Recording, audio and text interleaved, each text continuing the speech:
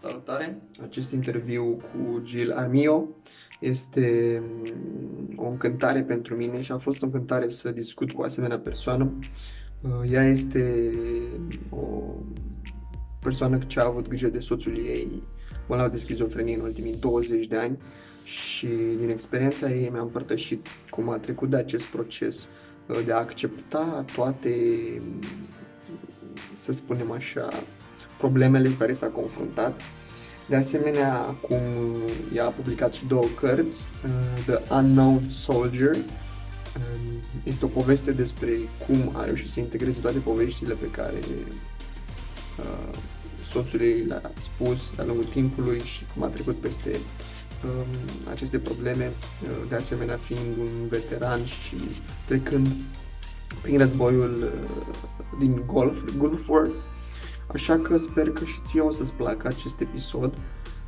Jill este foarte încântătoare și mi-a împărtășit foarte multe lucruri legate și de background-ul ei și de ceea ce a făcut în trecut și despre familia ei.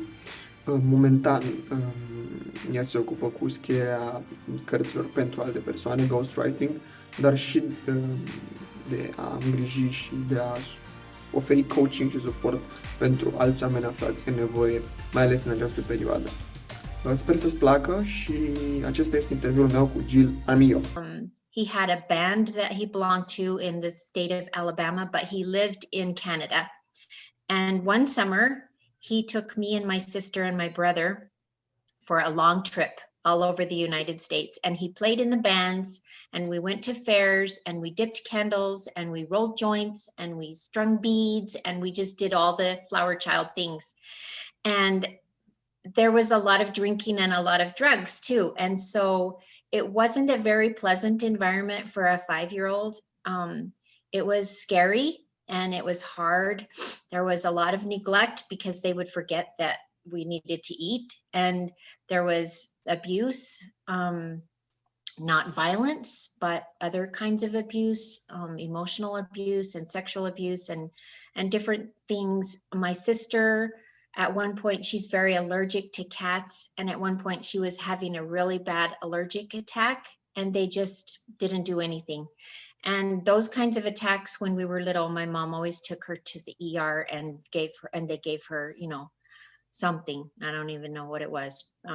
Must have been a steroid, now I know, but back then I didn't know. And we begged my dad to take her to the hospital and he just wouldn't. And so it was a very scary time for me. So when I came back home and I was with my mom and she had stopped being in that lifestyle and they had separated. So my dad, when I went on that trip with him, it was with him and his girlfriend and her kids and all of us. And there was tons of kids and all that stuff. And so when I came home, I felt so safe with my mom. And so at a very young age, at like 6, I had my life planned out. I was going to be like my mom. And when I was almost 8, she remarried an awesome guy, an amazing stepfather who took really good care of us and just unconditionally loved us. And we were brats. And I'm so glad that he, did that. So really early in my life, I saw a lot of unconditional love. And I was a recipient of a lot of love. Everybody loved me. We all loved each other. It was hard. My stepsisters and brothers, we were so different, but I saw that. And then my stepdad's dad passed away and my mom and his mom came to live with us and she hated it because it was too noisy and there was, it was a big family and she hadn't been used to having a big family. So she begged us to take her to the Golden Living Center, which was a nursing home. But I saw my parents try so hard to take care of her and to make our home a place where she could be happy because they didn't want to take her to a nursing home. And I really admired my parents for trying so hard to love her and to take care of her. But they finally did what she wanted and took her to the Golden Living Center. And she met a guy, Bob, and they had a wonderful relationship until, she passed away. And then 2 more grandparents, my mother's, both of her parents needed care. So almost my entire life, My grandma was for 22 years. I saw both of my parents take care of my grandparents through their stuff. And now my mom is taking care of my dad who has Parkinson's. And so my mom has always been a caregiver, and I've learned so much from her. But then when I became a caregiver to my husband, he had schizophrenia. He wasn't an old person. He was different, and I held him to a different standard. I knew him before he got sick. He got sick because of the Gulf War, because of the sarin gas and the PTSD and the things. It just spiraled him into schizophrenia. And I knew him before, and I wanted him to be that guy. So for Yeah. many years, I thought I needed to fix him. I needed to get him cured. I needed to find the answers and the right medicine or the right treatment. And we never found anything that helped him at all. In fact, because of his schizophrenia, he just immediately thought every doctor and every therapist and every person to take care of him was like, um, had ill intent, just was, anxious to hurt him. And so I eventually, and I did physical therapy for this 30 years since I married him. He actually paid off my school, and I have always been a physical therapist. I had 3 kids, so I stopped working after each one for a little while until I was able to go back to work. And all of this time, I've always been a physical therapist. So I've also seen many, many caregivers crash and burn in their efforts to take care of their loved ones in the best way they knew how. And usually they thought that meant completely ignoring their own needs emotionally. Like every caregiver knows that we should eat right and exercise and do all the things. But it's hard for us to do that because we don't take care of our own emotional health.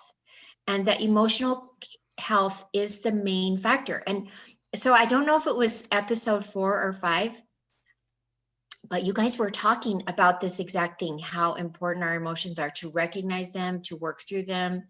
That was what made me really want to reach out to you. I was just like, oh, I want to talk to those guys so bad. And it's just true. If you take care of your emotional health, then the other stuff is so much easier. And if you don't, you will never be healthy, because you can't have the wherewithal to do the things you should. You just end up in guilt and shame, and you think you should take better care of your person, and something goes wrong with them and you just beat yourself up, and pretty soon you're your own worst enemy, and then you hide from yourself. You don't even know what you need anymore because you're scared of yourself, because you're so judgmental and so harsh and so critical. Yeah, and So especially now when we kind of live in a society when we kind of appear or try to be happy all the time, or try to see the good part and positive part of our lives, we kind of forget about how we can take care of ourselves, how can we be in peace with our own being and find the strength even in the bad times. And especially now I feel that our society, especially here, it's beginning to be more and more politicized, and a lot of stuff are kind of the media, and how media behaves on transmitting this information is trying to I can't find my words, but it's like just the situation is not so bad as it appears to be in the eyes of the media and other influencers, let's say. And I believe that actually I find myself also in the story that you were telling, because my mom is also a caregiver, and it's a caregiver to my grandpa. Since 2008, my grandpa had a stroke basically in the bedroom, and they discovered that she has cancer, cancer tumor was pretty advanced, and afterwards she had an operation. She was in the hospital for like 2 months, and then she came back home, and she wasn't able to walk anymore. So my mom is taking care of her and her sisters. So I know how it is to have let's say a special relative in the family who needs special care. But this kind of physical problems or mental problems, or how we put the etiquette to all these people that are not like us, not normal people. Are they have much more empathy than us, because they see our feelings, and how we project our feelings to them, and how we can take care of them. And I think it's really beautiful to take care of other human being. And I know how it is, because I also take care of my grandpa sometimes. So yeah, you kind of learn this empathy skills in your family, and it's kind of interesting, because I wanted to learn the positive things that happened after that event in my family also. So you were telling me about when your husband changed, and how he suffered from PTSD and other stuff related to the war. So he's basically now a veteran. But how was the story of him involving in this kind of going to war, and what he think about that when he had that decision? Yeah, that's a really good question too.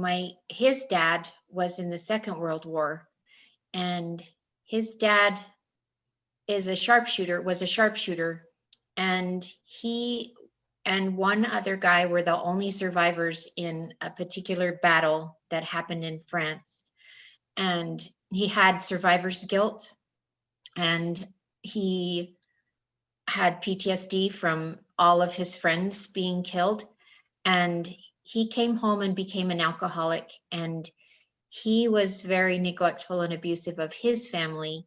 And my husband judged him, of course, because he would earn money, and as soon as he earned his money, he would go to the bar, and he would spend all of it buying drinks for everybody, because he wanted companionship from people who didn't judge him.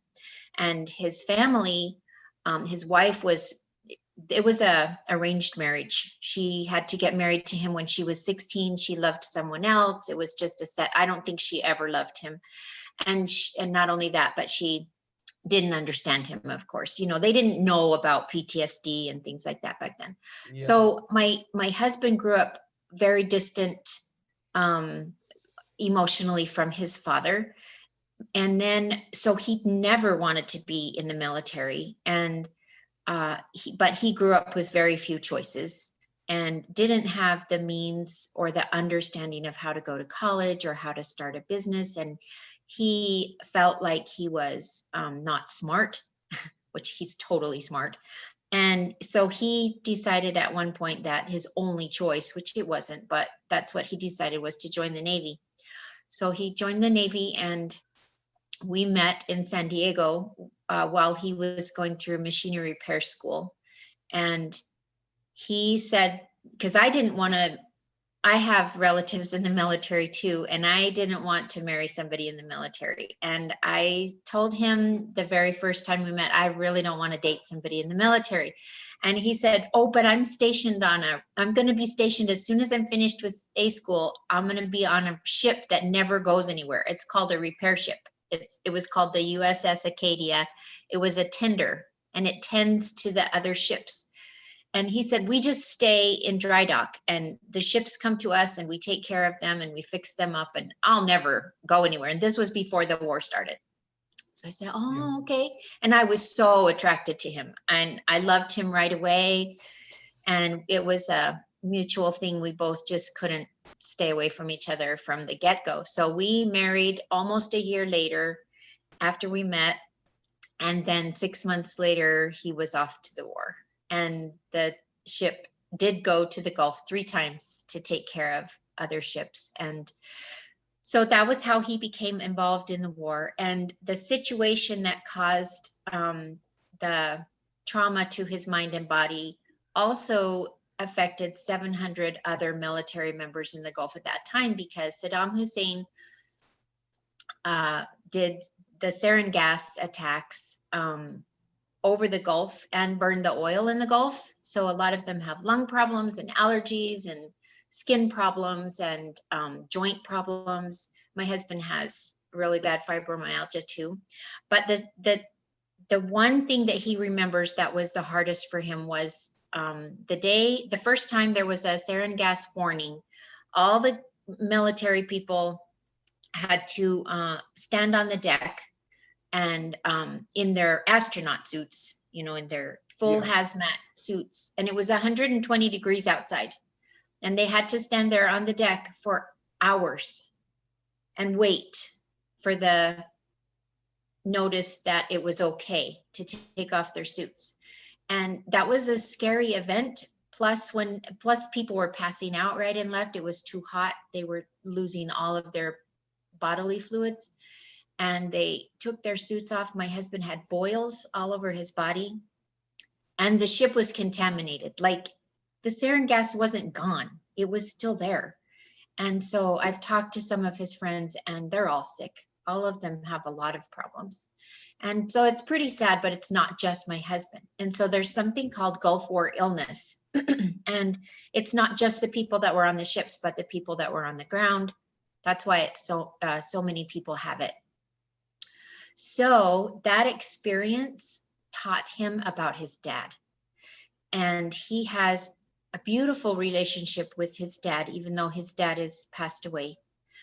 He understands his dad now and he loves his dad. And we have a big, beautiful picture of his dad on our wall. And he looks exactly like one of our sons. And this son is in the military. When he told me he was going to join the army, I was like, you've got to be kidding. You see your dad all day, every day, and you want to, you know, put yourself potentially, you know, in that position. But my son is so patriotic and he loves to save lives. So he's a medic, but he's going through Air Force training right now to be a PJ, which is a parajumper, which is kind of like it's not like a Navy SEAL because it's not offensive, but it's the guys that go in and rescue the Navy SEALs. So my son has already saved a lot of lives and he just loves taking care of his troops. And they all call him Doc, and he just, you know, he thinks he's all that. And so he's off to parajumping school right now. So, so my husband feels like it's gone full circle and he's so proud of our son. Yeah, and I think it's also like, because of the stories that he heard, he wants to involve in the military just to save other people from, you know, suffering and all this trauma and all this harsh environment that he was being into. I think your son was learning a lot by the stories that he was telling him, and now it's like just for providing healing to all these people that are in pain, are in suffering, and maybe who knows how hard it is from them getting back into the society after they finish their operations. And I think this is also what you said in your promo for the book, which I will go into the detail later in the conversation. But I wanted to ask you about actually how it is there in US for veterans, and how hard it is for these people who has all these mental issues, or not even mental, but exposing themselves to such a harsh environment. They see violence there, and it's not a good environment for a human being, of course. Yeah, so how it is actually in the US for these people to kind of get back to, let's say, a normal? I think, you know, blanket statement, it's hard. It's very hard for all of them. I know that some successfully get back into civilian life and find jobs that resemble what they did in the military, or they do things that are completely opposite of what they did in the military. Some go back to school, some start businesses, some do things that they were preparing to do before they entered military service. Some dream that they had, oh, I really want to be a doctor, or I really want to do this or that. And so some do that.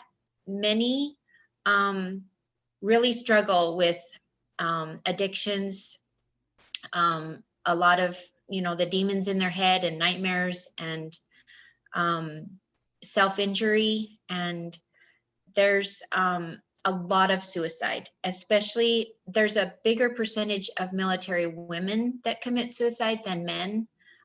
It's so hard for women to come back after what, you were because talking about. they have more empathy, I think, and Tenders. Yeah. And that's kind of a blanket statement too, because, there's all levels of empathy and softness in men and women.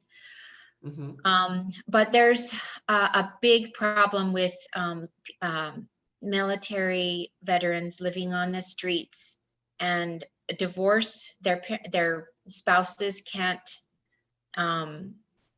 deal with it, and sometimes they shouldn't deal with it because there's violence or there's abuse or whatever. And so it's really hard. And the VA, the Veterans Administration here in the United States, is the government organization that is supposed to help, and they turned us down twice.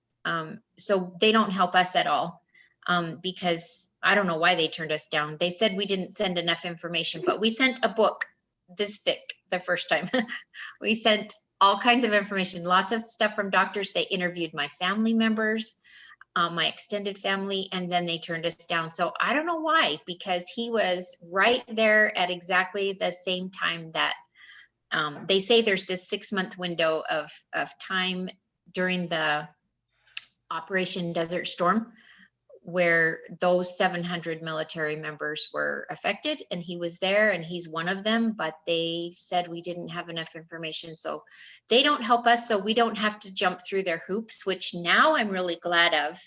But back then I was really angry that they wouldn't help us. But now I see that it's for the best, because we are operating on our own, and we don't have to, report to them all the time, and we don't have to, be part of a system that's really difficult. I know a lot of caregivers of military people who just agonize over all the paperwork they constantly have to fill out, and their military person has to go for testing all the time. And my husband wouldn't be able to tolerate that. So I'm just glad that things have turned out. I just always say nothing is a surprise to God, and everything is happening exactly as it should. It's not like I planned, but it's exactly as it should. And that helps me a lot. And it helps him too. So. Yeah. So it's strange how the governments take care of these people who actually, put their lives there in the field for the country, and for actually saving and serving the country and saving the civilians, or putting their lives in the name of an idea, which is, it's of course a really great thing to do that. But yeah, it's strange how it is with all this bureaucracy, all these papers that you should have to fill. We also have here the healthcare system is not the greatest in Romania. So I know, and I believe you, how it is to actually have special case in family, and to kind of receive any kind of support from the government or from the healthcare system. You have to do a lot. You have to actually spend a lot of time just doing some papers, So Yeah. So I just, on that note, I just want to say that we have been helped so much. So I think the people that help the veterans the most in my country are the private organizations. There's many, many, many hundreds of private organizations that help veterans and families of veterans. And so if anybody wants to know those sources, you can easily look them up, or you can call me. There's so many places that you can get help, and churches and communities, local, really local communities Exactly. They and work really families. much closer to the families in the communities. Yeah. Yeah, and that's how we got our most help, was from our church and community. And people came out of the woodwork to help us, and to, take my kids to their, music classes, or their sports and stuff when they were growing up. And then it was so nice when my kids were finally teenagers and they could drive. And I wanted them to drive everybody's kids to everything, because I just felt so grateful for all the people that, would take care of us when my kids were little.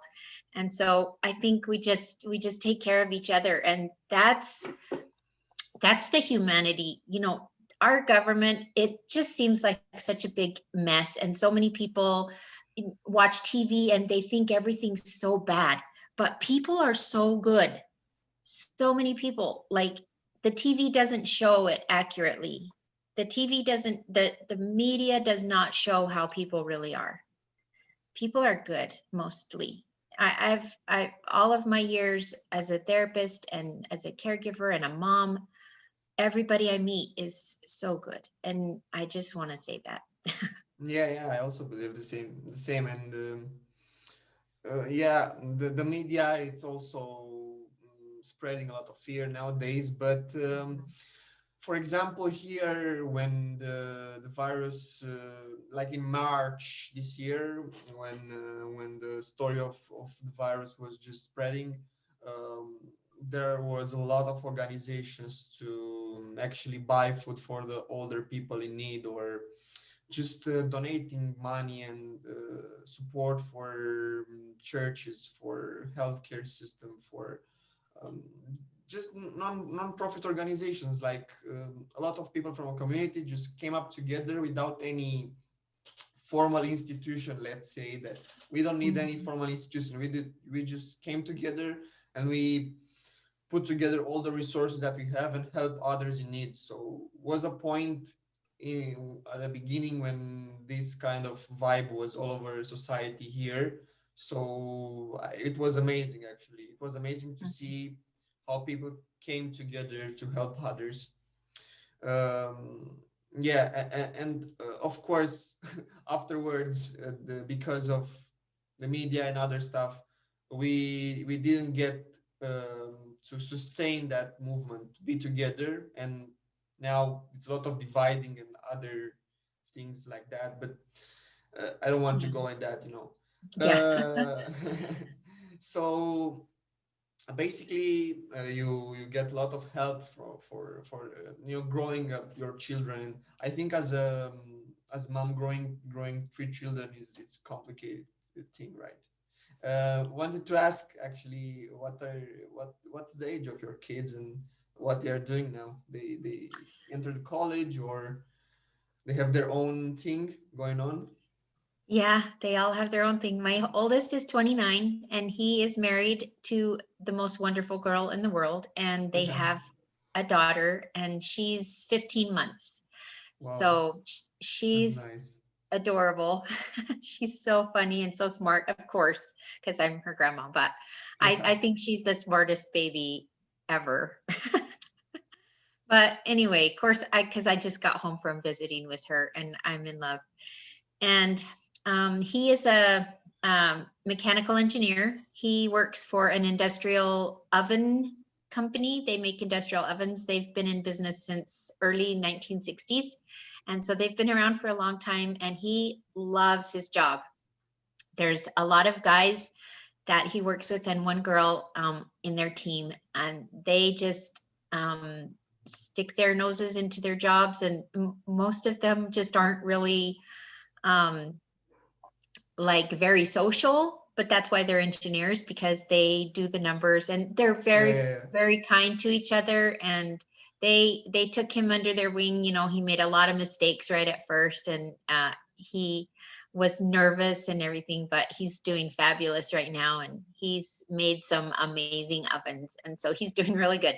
And so when I was there, I went and took pictures of, I mean, he stands in front of his ovens, and the doors are like, you know, twice as tall as he is, and it's just amazing what he can create. But he has the desk, and he's the engineer, but then other people build them. So he goes down to the shop 2 or 3 times a day just to watch them building his designs, and he's just so in awe of, you know, how that all works. And so it's really fun for him. Yeah, to actually bring his ideas into reality and Yeah, developing so it. he's a creative like us, and he loves it. And so, and all my kids are very creative. They all drew a lot when they were growing up, and they took art classes, and they did a lot of music, and they're all musicians. They love their music. My oldest son plays the violin and the piano and the guitar. And he's very good at the violin and the guitar mostly, and he's learning the piano, and he's doing good. He learns it really fast. And so then my next son, he's the one in the military, and he is 27. So he's almost 2 years younger than my oldest. And he has always been really soft-hearted. Actually, all my boys. I don't know why I'm singling him out, but because he's the medic, when he was a kid, he would stick up for the girl that stuttered that the bullies were teasing, you know. And I actually had parents and teachers call me and say, I don't know what you're doing, but thank you so much. Your son did this thing. And so he's been like that. So when he was in first grade, his teacher was recovering from a knee surgery she had in the summertime. And so she was limping, and it was really hard for her to, you know, teach. And so he would get his work done really fast, and he would go up to the front and ask her what she needed. You know, do you need me to erase the chalkboard? Do you need me to carry something somewhere? And every day he was his little teacher's helper. She loved him. It was so cute. And so, and then my youngest son, he's 21, and he is going to school only 20 minutes from where I live, which is so fabulous because we meet him for lunch every Friday. My husband and I go and take him to lunch, and he didn't do a lot of talking at first, but now he just goes on and on and on and on and tells us all the things that are going on. And so it's so great, and I'm really proud of him. He's going to be an electrical engineer. So I think A lot of he vacillates. creative people in the family. Yeah. And Yeah. caregivers, and you know, giving from the heart to others and be the ones that take care of others. It's Yeah. like parents, like sons. Yeah. I didn't get the musical ability. I tried learning some instruments, and I just suck. I just, by the time I learned a song or a piece, I hated it so bad I never wanted to hear it again. So I just finally thought, oh, I'll just listen instead of. I always think that playing. in music is like you need some talent to figure it out. You need some talent. It's the same as in you know, drawing and painting. If you don't have any talent in that, it's really hard to learn. Or the same in music. It's like you have to, you know, have that spark in your to actually be good at that. Yeah, I also my parents, you know, gave me a present when I was like 3 or 4. Give me a violin, and I was just you know, just playing with other children with the violin. It's not like you know, singing, just like throwing it, and I was a mess when I was children. Really, like that type of really energetic guy, you know. Like, I can imagine that. I was that one, yeah. So nice, really nice family, and I wish your family all the best. Thank you.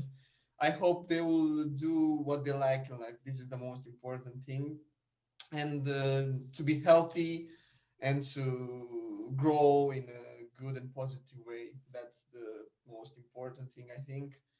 And really to be kind of open-minded to accept whatever comes, because we live in pretty you know, uncertain times, and it's nice. It's nice. I think you're really proud of that side of you. And I want to talk more that we kind of, you know, meet each other and find that you have a beautiful family. Around your career, how is the how the projects are going right now, and what you're doing, what you want to build in the future, what you're preparing for? Yeah, so I have a few caregiver clients that I coach, and I love them, but I am not a good salesperson. I have a really hard time with that, and I am trying to build that. But in the meantime, early on in my building of my business, since I didn't have any clients at one point, I decided to write my book because I was waiting for my kids to help me or for this coach to help me. I would get stuck and I wouldn't know what to do next. So I thought, well, I'll just, while I'm stuck, while I'm waiting for David to call me and help me, I'll write my book. So that was why I wrote my book. Everybody had told me for many years that I should write a book about me and my husband. And I just felt like I never had time. And so then I had time. And so I thought, no more excuses. So I wrote this book, and people love the book, but they're like, how did you write that? Because it's so vulnerable, because it's just us. Like, it's the story of all the things I did wrong, taking care of my husband, all the things he, like I was such a victim at first because his delusions, I didn't know how to handle them. I didn't know what to do with him. I worked so hard to get him fixed and got so angry, and just we together were such a mess, and we were constantly yelling at each other. I have no idea how our kids turned out so good. They're just good people. But we really, really struggled, and I put it all in the book. Like, I just wanted to put it out there because people had asked me all of these questions over the years. And so during the writing of my book, I began to have a completely different perspective about my relationship with my husband. And when I finished the book and other people bought it and read it, and I coached them, and I saw how much it helped them in their life, it gave me such a new perspective on why we went through that. I know you like to say, everything happens for a reason.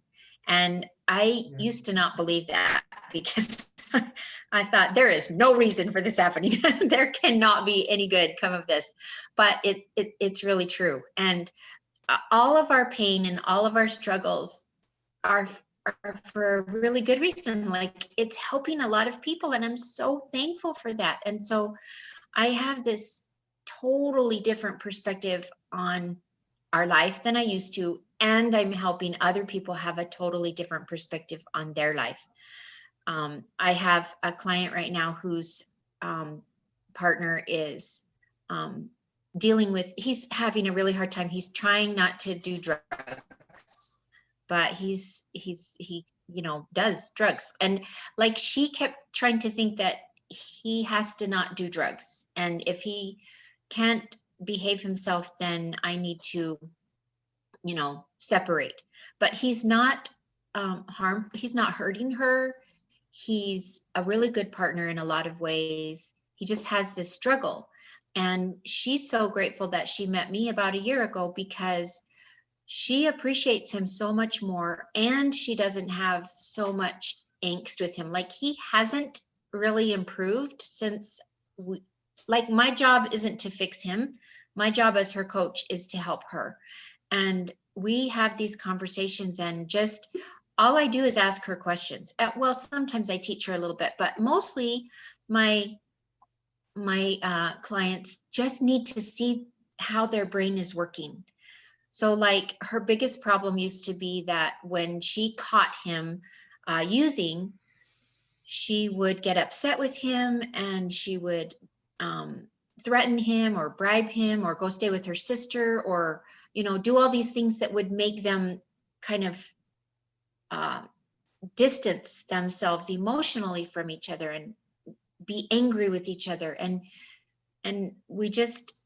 she realized that when she catches him using, And she doesn't even try to catch him anymore. She just like, she'll realize that he used, and she'll talk to him and she'll comfort him and she'll say, you know, what's going on? And is there anything I can do to help you? And so she kind of went through this process. When she found out he was using in a particular situation, she would think to herself, of course he's using, you know, he had this tough time at work, you know, and that's not an excuse to use, but I can be there for him as his partner instead of criticizing him. And so they are so much closer now.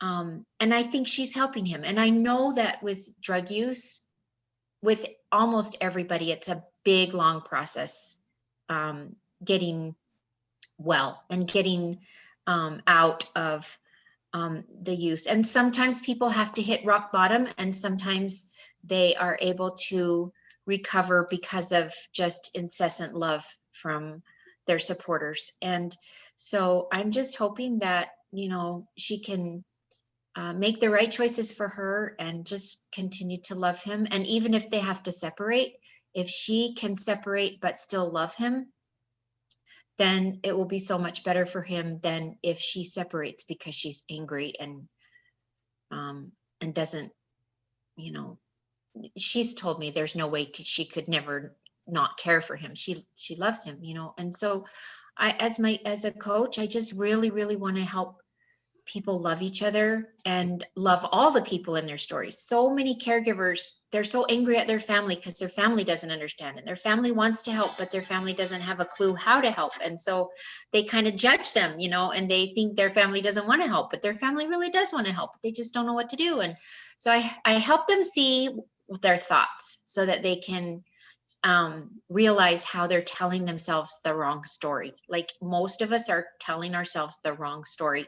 And if we can just see that story and see that we can change the story, because every situation can be looked at in a different way. Like I could almost be an existentialist, except that I believe in God.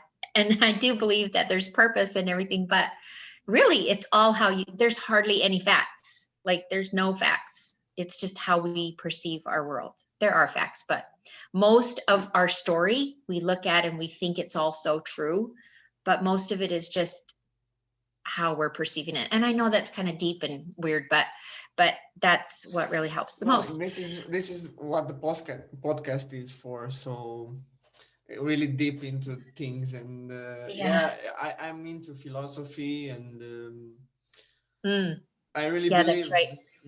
like the existential movement was kind of, you know, just not the people were changing their perspective from the status quo and how the things were perceived at that time in the early 20th century. And that was before, so like important. Dostoevsky was like the first who had this kind of stories around. He made really literal stories about how people behave in the day-to-day lives, but in that stories was a deep meaning about the relationship of the humans with God, humans with other humans, that what truth is, what kind of I was reading really in this quarantine a lot of books related to that, and I'm into philosophy. So now I think it's a big thing with the Stoic paradigm, like to, you know, just endure all the hard truth of life, and you know, life is suffering and we have to overcome it. So yeah, I'm kind of a believer in that, but I also think that there are beautiful and really kind of miracles in life, and like a part of mysticism that I believe in. But I also think that a lot of this life is suffering, and a lot of the life is just accepting the hard truths of life, and that we are not immortals. And yeah, just kind of understanding all the hard truths of that and accept it. Yeah, emotional health is not about being happy all the time. It's Exactly. about understanding that it's okay to have some pain. And when you accept that, then you just think, okay, this is the part of my day when I'm scared to death, and I'm going to live, and it's going to be okay, and then I'll be happy later, and I can just, and then you don't have to be so scared because you're not trying to resist it, and it just it evens it out a little bit to just accept it instead of try to bury it and ignore it. Exactly. Some Freudian paradigm there, like don't repress your emotions because they'll come back and they'll be stronger. Yep.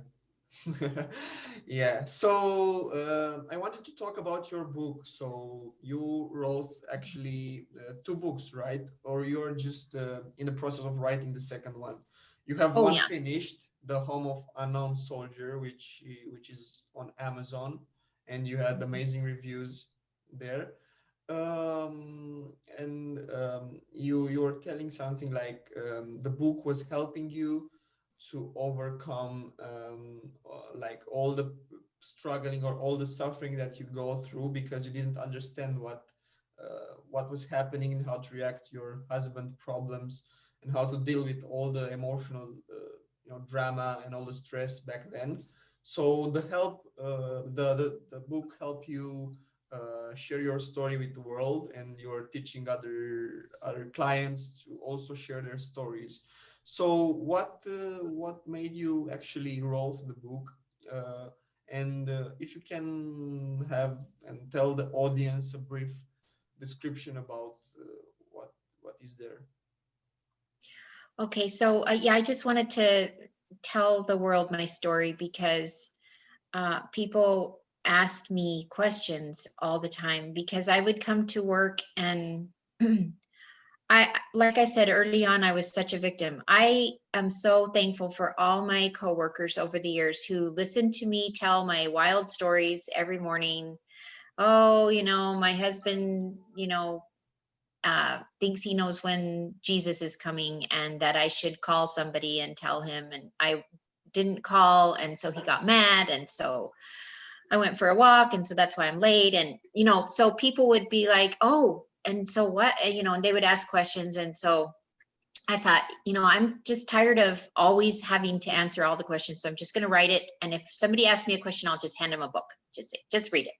And so I started the book with just an introduction about the model that I use, which is the cognitive behavioral therapy model, to explain why we create our own results, why our circumstances have very little to do with our actions. It's all our emotions and our thoughts. It's our thoughts that create our emotions, and our thoughts are reflective of our results in our life, of our actions and our results.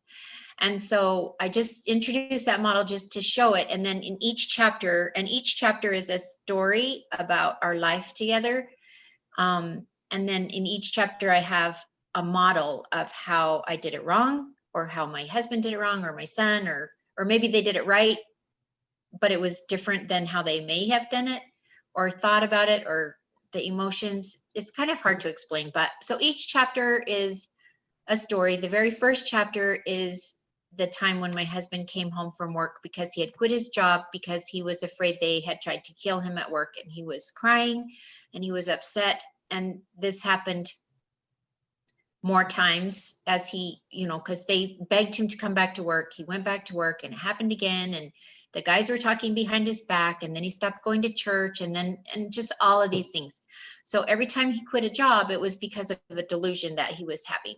So that was my first chapter. And then I start from the beginning and tell about how we met and the love story. And that's a couple of chapters. And then I tell about how he came home from the Gulf War. And that was the beginning of when I realized something was wrong, because we had an incident soon after he came home that, later on, I thought I should have divorced him then. For a long time, I thought, why didn't I just divorce him at that incident? Because that was so unacceptable. And it just kind of became the pattern for how we behaved together for all those years. But then I'm glad that I didn't divorce him, because he needed me and I needed him.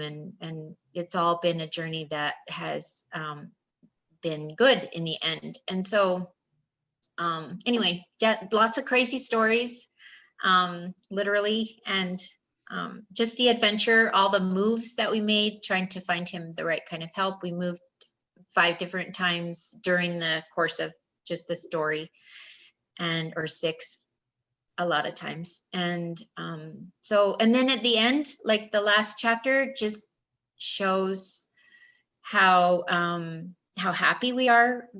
I just talk about how we do things differently now, how we look at our situation differently. So he still has delusions all the time, every day. And I think different things about his delusions. I don't think anymore that I need to convince him otherwise. And I just think, of course, he's thinking that because this, or, wow, I can't believe he is having that problem. He just recently started having an olfactory delusion, which is a thing that happens with schizophrenia, where he thinks he smells cigarette smoke. And there is no cigarette smoke, and it's very real to him, and he's miserable because he's smelling cigarette smoke. So instead of being annoyed with him and trying to show him, look, there's no smoke, and I'm the one that's usually sensitive to the cigarette smoke, and I'm not smelling, instead of going through all that and getting into a big fight, I just tell him, I'm so sorry, that's so miserable, feeling like, smelling that smoke, that's got to be awful. Would you like to go to the park? Or, I just, instead of trying to solve it, I can help him through it, and I can help me in it. And just so we're a partnership, we're a couple again, instead of always battling this illness. Oh, this is so powerful. And it's like you enter his story and you accept what he's seeing, or what he's smelling, or what he is hearing, and it's getting through all that together. And it's not like just rejecting all what he's feeling and just telling him, yeah, look, this is the truth, you are wrong. It's just accepting what he's telling, and try to get through that together. And I think it needs a lot of maturity and emotional work to get through all of this together. And I believe it's really hard for you for through the how been you've been married with your husband, actually. We've been married we had our 30th wedding anniversary this year, so Wow. So 30 yeah, years. it's a long time, And and it's kind of a long process, right? yeah, it's a long process, and I can just see, still there's going to be a lot of pain, but still I'm going to love him, and he's going to love me, and we're just going to keep going. Like I'm not going to give up. And it seems so easy now to think that I'm not going to give up. For a long time, I thought, when my kids were growing up, I thought, because my kids love my husband. He's a good dad. He's a good man. He took them to the park all the time. They're lucky that they had a dad at home to take them to the park. He hasn't worked in over 20 years. And so, I always worked, and they missed me, and they wished I could be there. But man, they had a fun life as kids. They had to listen to their stupid parents argue way more than I wish they would have too. So it wasn't all roses, but they all, like my youngest son, he took psychology in high school and did a research paper on schizophrenia. And he's the one that taught me how to validate my husband instead of, try to make my husband get in my world. I should get in his world. And so, they're really lucky in one way that they have this beautiful understanding of people who don't think like they do, and yet it's okay that they don't think like they do. Like there's nothing wrong with them, and there's nothing wrong with a situation where somebody is delusional. It's just the situation. It doesn't have to be bad. It doesn't have to be a problem. You don't have to solve for it. You just have to get along and just love each other and not judge. Yeah, and Have exactly. compassion. It happens usually for this type of people to have a good heart, and Mm-hmm. to understand people in a way that we are not understand others. And in my experience with other children with mental problems or kind of special children, they are capable of loving others in a way that it's really hard for me to love others, and I'm deeply loving other people, and I really believe that in a way everyone is a good human being and everyone has good intentions. Yeah. And I truly want to share the message and share this message to the world, because we are living in a time that maybe not all of us believe this truth, that is everyone is struggling to improve, to be better, to to show the good in themselves, and everyone is in their hearts a good person. Yeah. And I also meet really amazing people through my life. So I share the same experience as you. I wanted to ask, actually, you are also doing ghostwriting, and you are writing a lot. What is actually writing for you, and it's actually helping you to, just put your thoughts in on a paper or help others to share their stories? Um, how you work with others that need your services, for example? So if someone wants me to write their book, because I can coach somebody to write their own book too. And usually people want to do that because they're worried that somebody else isn't going to get it right. Because obviously I don't know them, no matter how much they tell me, I don't know how they feel for sure. And so, and I get that. And I would rather people write their own book, but especially for people that are really, really busy like you, or, somebody who has the money rather than the time, they would rather have somebody write like maybe a business book or something that's not their memoir. Like I could write somebody's memoir. I'm actually writing a biography right now. So fascinating, this woman. But I could write probably anything you wanted me to. I think I could write a fantasy or a fiction. I have written a fiction book that was somebody else's book. Um, that was so interesting, and it was really fun. But so I could write your thing, but what happens is you tell me that you want me to write your book, and I interview you a ton. So before COVID, I would go to your house and I would walk with you in places that you like to be. Like if you wanted to bring me to your favorite restaurant, or where you hike, or go to dinner, or go to a movie, or go whatever, then I would just see what you love, see what makes you tick, ask you tons of questions. And now we can just do it online. So I don't even have to fly to, Arkansas or wherever. And I can just talk to you online, and you can show me your house and stuff. So anyway, I just get to know you really, really well. And then I get to know what you want to write about.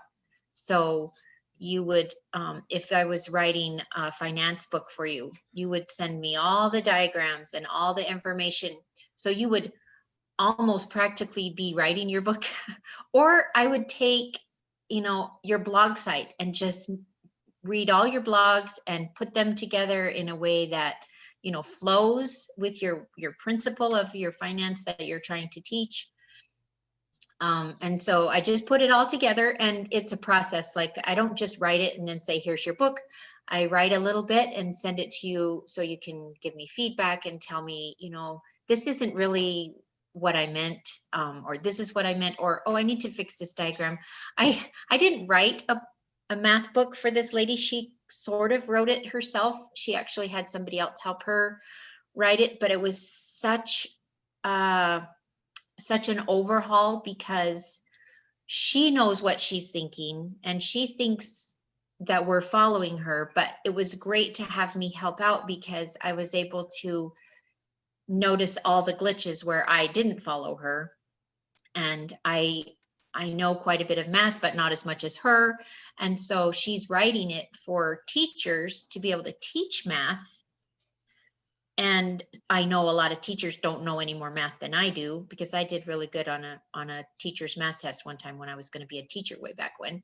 And so I told her, you've got to explain this better, and you've got to explain this better. So she had so much work to do after I saw her book, but it made the book a gazillion times better, so that teachers would actually be able to take what she knew and what she wanted them to know, so that they could teach math better. And so that was a fun project. That was hard. That was a real challenging project, but it was very rewarding, and she loves the book. So, and it's almost to be published. It's not quite published yet. So I was really proud of that one. So it's great that you actually have a really deep process into understanding the mind of the client, and you ask a lot of questions. It's like to have a first-hand experience on his life. If it's a biography and autobiography, it's a, you have to know a lot about him, like the personal stories and the deep stories in their lives that actually change them and make them who they actually are, right? So I think it's really interesting to have in this type of intimacy in the people's lives, because sometimes we are not showing our, as I said before, we are not showing our true life on social media and other stuff like that on the internet or whatever. But if you are speaking with someone really closely, you understand all their problems or their frustrations, and you kind of have a deep connection. I think life is also about having these really deep connections with others, sharing deep experiences together. And I think they are confident because they also trust you, that you're doing a great job with and sharing their story in a good and positive way. And of course, you also learn a lot, because there are new subjects, like you said, like finances, business, marketing, or other things, right? So it's really great. I mean, to write a book, it's a deeply fulfilling and a deeply creative act. And I want to ask you, where did you find the inspiration to write? Or I talk with some writers, and I also trying to write myself a journal, or to keep myself organized in the last few months, especially. And wanted to ask, where do you find the inspiration to actually pass a bad day when you are not so inspired to write anything, or you have a bad day? Oh, writer's block. Yeah, exactly. Yeah. So I actually just did a blog post on this, because I think writer's block is just an excuse not to work. And I have an actual saying that I teach my clients too, that overwhelm is an excuse for, or let's see, how do I say it? Overwhelm is a reason not to act. And I have used that a lot on myself in the past, like, oh, this is just too much, I can't do it, so I'll go take a nap.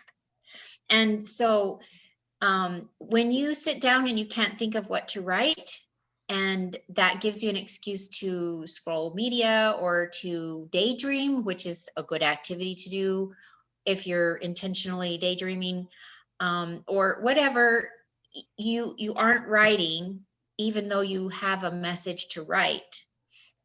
You just aren't serving in the way that you need to be serving, and you need to figure out a way to start writing, even if it's, I don't know what to write. My paper is white, my pen is blue, maybe I want to write with a green pen today. And then you just start, like, I've done this to myself, like, you just have to write.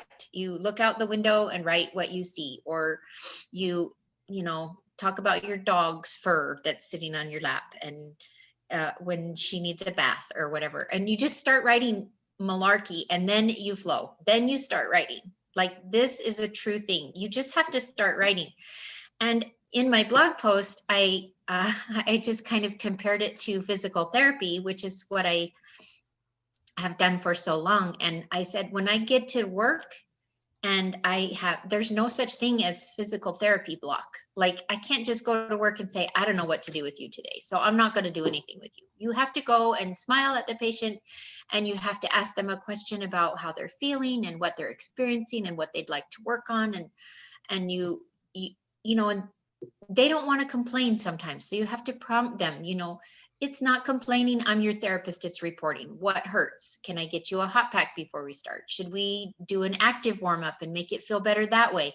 What will work for you? And so as a physical therapist, you cannot have physical therapist block. You have to do something. You have to take that patient and help that patient in the best way you know how. And you put on your tennis shoes in the morning and you don't stop. You don't sit down at your desk and think, well, I don't know what to do next. It's the same thing with anything. If you are a musician, you don't just sit at the piano and stare at the keys. You just start playing something, and then it comes. You just have to act, and then the beauty comes. Exactly, 100%. It's the actually to start doing something that you love is it's the hard part, and because it's a process, and writing a book is not one day thing or a week thing. It's just be constant in your work and deliver every time something, even if you have a bad day. I think it's great if you can overcome that, and even if you write just a lot of not so great things and you are not inspired, it's a lot of bullshit or whatever, it's just great to put them on paper and see at the end of the day, like, yeah, I did this, but even if it's not too good, I did something right. And Yeah. especially in physical activity, going to the gym, it's really hard to just put yourself in that working clothes and go to work out and just do it and start it. And because it's just nothing will be perfect. And I think also what we are teaching to the clients that we are having, a lot of them are engineers and entrepreneurs. And entrepreneurs have this syndrome that they want all the things to work perfectly. They want to understand everything that happens in their business. They want to control everything. So a lot of them are like these control freaks. And we try to teach them it's just not about controlling everything, because nothing is perfect. It's just doing it, and you'll see ways to improve, and do it over and over again till you actually get better. And you'll see that you'll get better at something. It's impossible to not see after you wrote 1,000 pages that you actually are a better writer than just before, right? And just reading about how to be a good writer, just doing it. This is the thing. Yeah, my first book, like, I'm already not that proud of it. It's a good book for people that don't know what a good book is because it can help people. But oh my goodness, if I had to write it over again now that I am better at writing, it would be a major overhaul. So first books are just that. And it's just the same thing with your first engineering project or your first sales call or your first anything. It's not going to be pretty, but it's going to help somebody. Like, maybe that person's going to say yes, and maybe that person's going to or maybe that diagram is going to give you an idea for something new that you never thought of before. And so, yeah, the creative process is not, a percentage of goodness that you have to meet or anything like that. My coach tells me B- work is great. And I tell my kids when they go through college, I tell them C means degree. And so it's okay if they don't get an A on everything. And all the way through high school, my kids were so hard on themselves. And I told them, you don't have to get A's. This school system is so retarded anyway, because they only grade you on what you know. Like, how useful is that? And yeah, the teachers are awesome, and the teachers teach good things, but then they should give you a test and see where you are, and then know what to teach next, not stamp a grade on your face and make you feel like you're stupid because you're still learning it. That's just so destructive. And I have a whole nother soapbox about that, but I'll stop right there. Yeah, I totally agree with you here on the education is actually a big thing here in my country now. I just spoke on the last podcast with a guy who is involved in he has lectures on a lot of kindergartens and schools and yeah, I was talking with him about the educational system and here we have a lot of things going on now, especially because of these online schools, right? Because not everyone can do the you know online school, Right. and it's like the the discrepancy between the rich people who has their kids with 3 laptops and they can also have like a private school that is actually a teacher goes to their house and teaching them with the other not so fortunate kids that don't have all these technological stuff devices. They can Mhm. actually go to school because of this. So it's we have to also help this kind of people. And I think I believe in there is a big also I think debate now also in the US around the opportunity to have equal opportunities Mhm. of all the kids, because yeah, I don't believe in, of course, equal outcomes out of their work, like just some ideas like universal basic income or just paying everyone the same amount of money, or like this kind of social things. I don't think they work, but Right. I believe that it's great to actually help the kids in needs, and I think this coronavirus Yeah. did a lot of trouble there. And yeah, I mean, I'm into this educational training of children, and I want to ask you if you have been involved in some activities around teaching kids or um, you know actually delivering some free stuff to them. You have been involved in this kind of activities? Not really. I have been, in the US, it's called the PTA, the Parent Teacher Association. I I've tried to be an active participant in my children's schooling, and at one point in between jobs, when I moved my husband and when I moved our family because of problems, I could not find a job immediately. So I went to the local university to just get a certificate to teach. And so I did some student teaching, and I had a deep dive into what's going on in the school system and learned about it, but I never really became a teacher because then I found a job in physical therapy. And so not really, but I've also seen my sister, she's a speech therapist, and she is in the school system, and she has been doing that for even longer than, for a long, long time. And so I see what she's up against with, the bureaucracy, but at the same time being a buffer and wanting to take the best care of her students that she can. So she follows the rules, but she also does the best that she can while, you know, cutting Yeah, corners and yeah, stuff a like lot that of with people. her documentation and stuff like that. And then as a physical therapist, we have to do that too, because you have to explain every little thing that you do with your patient nowadays. Whereas when I started, you spend all your time taking care of the patient and then just 5 minutes of doing, you know, this is what we did today, blah, blah, blah. Now you have to take your computer with you while you go treat the patient, and mostly stare at your computer while your patient does a few things.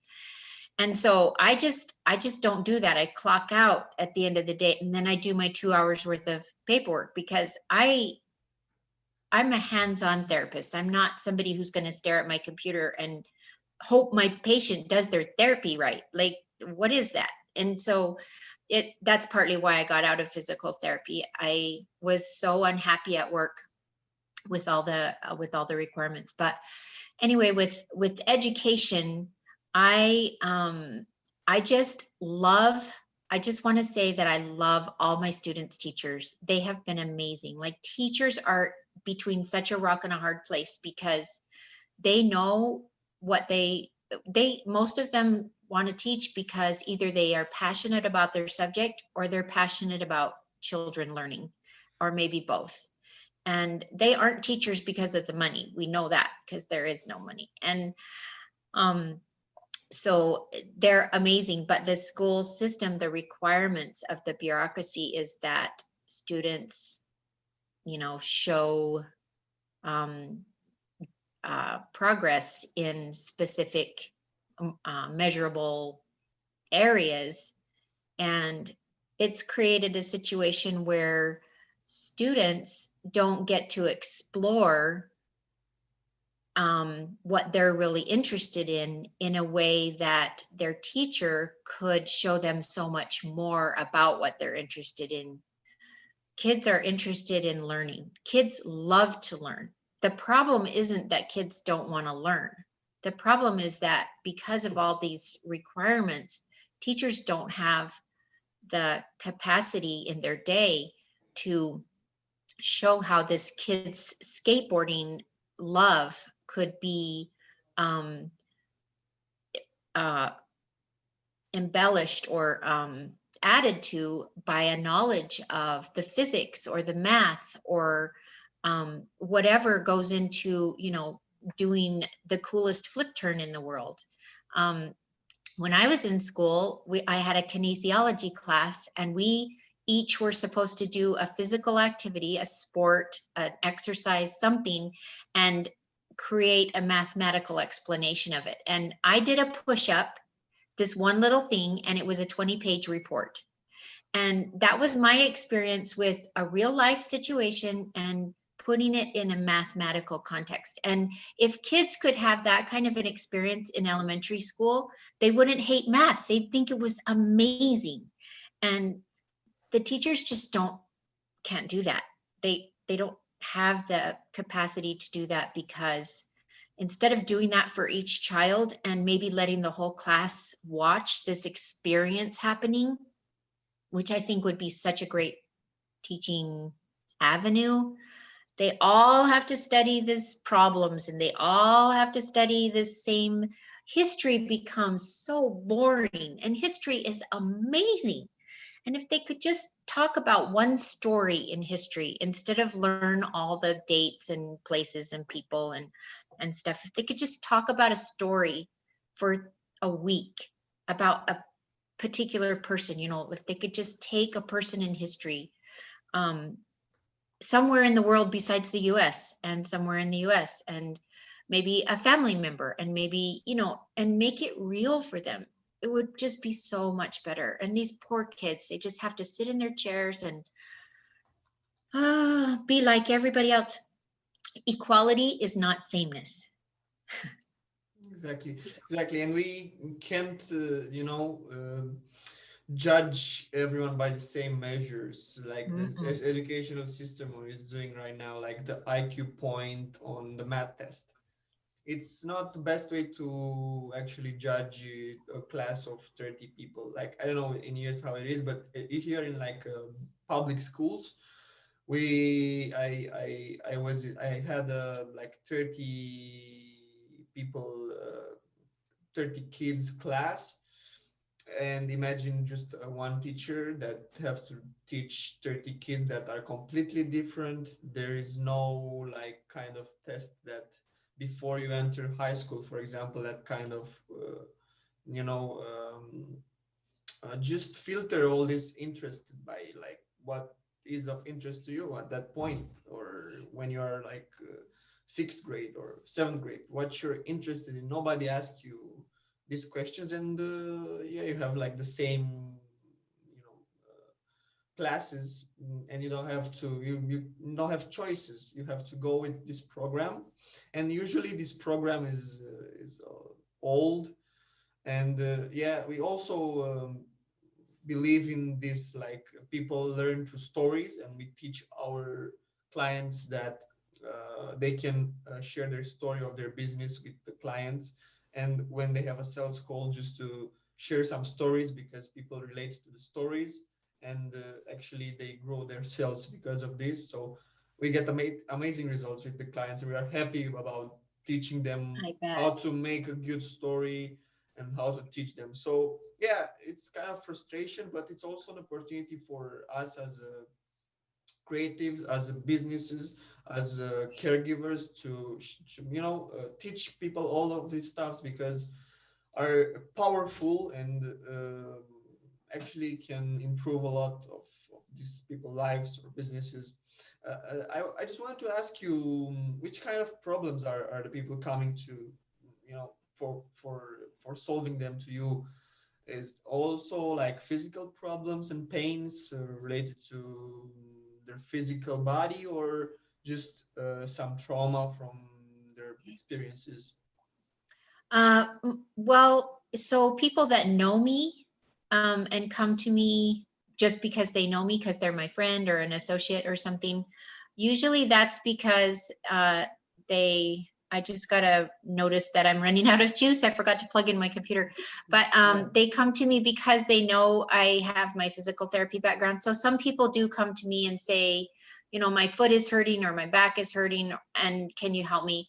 But the people that I meet online because of my marketing or through my book or whatever, they come to me mostly because they're caregiving for someone and they are desperate for help because they feel like they don't know what to do next and it's too hard, and they're feeling a lot of frustration and overwhelm, and they have let themselves go, and a lot of them do need help with diet and exercise, or just self-care as far as some meditation or some relaxation, some stretching, some journaling, or whatever. They need those things, but what I focus on is their thoughts and emotions, so that they can get to a place where it's easier for them to implement all the things they think they should be doing.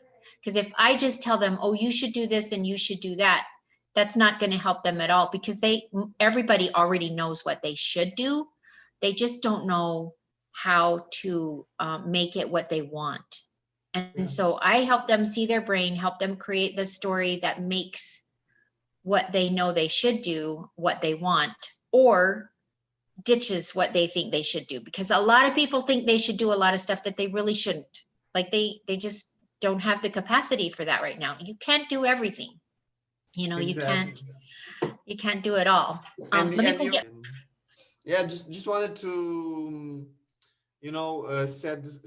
say that I experienced it in my life also, like this sensation of burnout and overwhelm, and you don't have to do everything, like especially as an entrepreneur, as a businessman. Also, these guys have these sensations of I have to do everything every time. So no, you don't have to do anything. You can outsource a lot of things, and people actually will do a great work. And um, we have like this rule that if someone can do 60% of your output, just outsource that. So wanted to ask,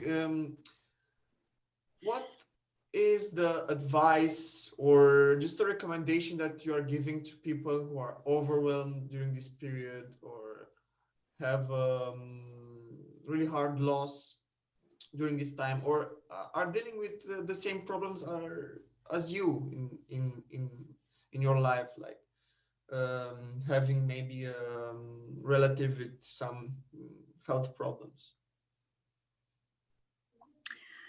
Uh, so that's kind of a hard question because everybody is unique. And as a coach, I Yeah, have a program, I know. but I rarely use it. Like I have a starting point if somebody has no idea what they want to work on, but most people, so my clients come to me with all of these stories. This is happening, and so this, and that's happening, and so that. And so I help them look at how they're looking at it. And somebody that I just interviewed the other day, and our first meeting is today. I'm so excited to work with her because she has a husband that she's caring for and 3 children that all have some, mental disorders, and they're all functioning, and they're all beautiful people, but she just has all these stories of how inept they all are and how they don't do what they should do.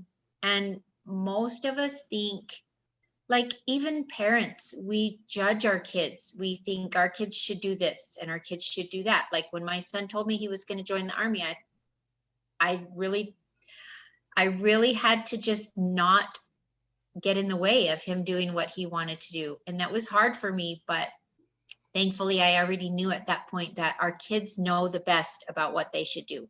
And if they're not getting good grades, it's okay. They need to not get good grades. They need to play video games, maybe. I hate it when, because some people come to me, and this lady that I'm going to talk to today, she has a child who, and he's grown. He's in his early 30s, I think, and he plays video games all the time, and he doesn't work, and he's dependent on her and his wife, and she thinks that he's just wasting his life. And when I hear a parent say that their child is wasting their life, when they could be doing this and they should be doing that, I am so excited to talk to them and ask them all these questions about why they think their child is doing that, or what they think their child might gain from doing that, and what would be the other way of looking at what he's doing. And people are amazed at what they can come up with about the benefits of what someone is doing that they think is wrong. We all need to grow in our own way and in our own time and in our own interests. And this guy that's in his 30s that's playing computer games, for whatever reason, that's the best he knows with what he knows right now. And so I'm excited to talk to her, and I kind of left you guys hanging. You're probably gonna want to know what the outcome is, and she's not going to change him, but she's going to change her view about him, and she's going to be at so much peace after we talk to her about her feelings and her thoughts and why she's choosing to look at his behavior in the way that she's looking at it. And he'll change in his own time, or maybe he won't. Whatever he does with his life is his own thing, but she needs to find some peace, and she needs to be happy, and she needs to have compassion for her son in his choices, and we'll get there. She'll get there. She's an awesome lady, and so I'm excited to work with her. That's amazing, and I think it's the best way to end this. And I think also that your work, it's deeply fulfilling, and people need people like you to help them and overcome these emotional burdens. It's really, I know that it's really hard for a parent to actually accept what his child is doing and accept that maybe you cannot change him and this is the way he is. But as a parent, it's really hard, and you want to project a lot of stuff into him, maybe to find their purpose in this career or that career. But anyway, they'll live as they want, not as you want, and you will not find, I think, you know, controlling others will not find your peace, because you have to leave others what they want to do, they should do. Right. And yeah, I want to thank you. I also want to ask where people can find you, maybe they need some one-on-one coaching with you or find more about your books, I'll put also a link or your webpage in the description of this, and wanted to ask you where people can find you and speak with you, Jill. So people are, yeah, you can just go to the website and see pretty much everything. My email address is there and my book. You can just click on all the things, click on the videos and whatever you find. And just my email address, you're welcome to just email me a note and tell me if you'd like to have a conversation. And that's Jill, Jill at Jill Armijo. And that's ARMIJO.com. Perfect. Thank you so much. And thank you for your time.